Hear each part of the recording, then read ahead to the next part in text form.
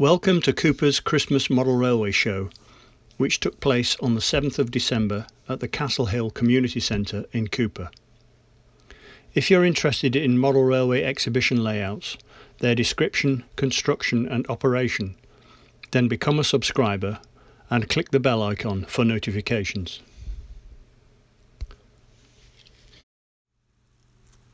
Before I videoed the layouts, I was invited to look around the club room, which was in the same building. There were two layouts built up in the room. The oldest was a layout on the verge of being retired after years of service on the exhibition circuit. The other was Four Feather Falls, an ON 30 gauge model on an American theme, which won the Continental Modeler Trophy at the 2018 Worley National Model Railway Exhibition. ON 30 is O gauge stock running on HO track to mimic full-scale narrow gauge. My thanks to Ian for the tour. This HO gauge layout is Williamson River. Williamson River represents a small industrial line somewhere in British Columbia, Canada, featuring a small terminus station where Bud rail cars take people to work. The line has mixed freight services from both Canadian National and Canadian Pacific. A small fuel terminal receives fuel tankers thanks to its track access. The layout was purchased in 2017 as a small car transportable exhibition layout. It was named in memory of club member and former chairman Gregor Williamson. Gregor's interest in Canadian railways meant that CP and CN locos are run.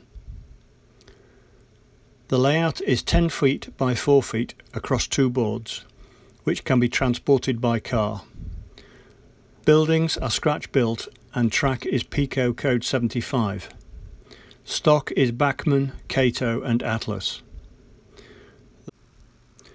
A small button on the front of the layout, which could be pressed by children to light up the fire engine and police car LEDs, proved very popular.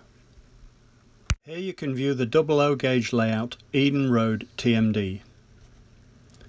Eden Road TMD is an end-to-end layout, which is a representation of a traction maintenance depot set loosely between 2000 and the present day, to allow a range of motive power to be used.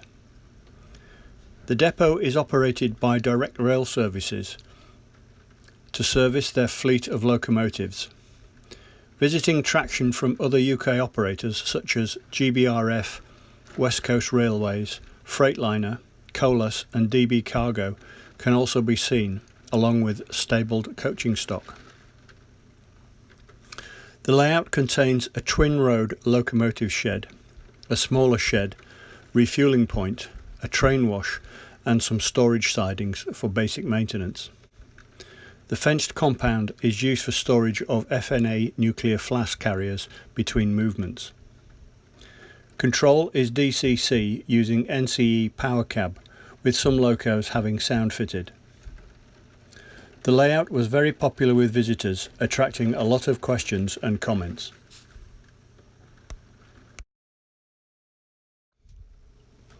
This double O gauge layout that is still under construction is Glen Tay and was exhibited by the builder Chris Parsons.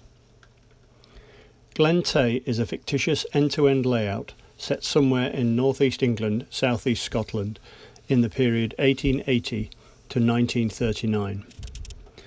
Measuring 9 feet by 2 feet across 3 boards, it is going to grow by another 3-foot board in the next few months.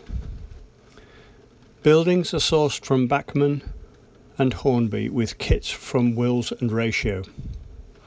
The factory is scratch built and has white metal die cast machinery. Track is Pico Code 100, mostly flexi track.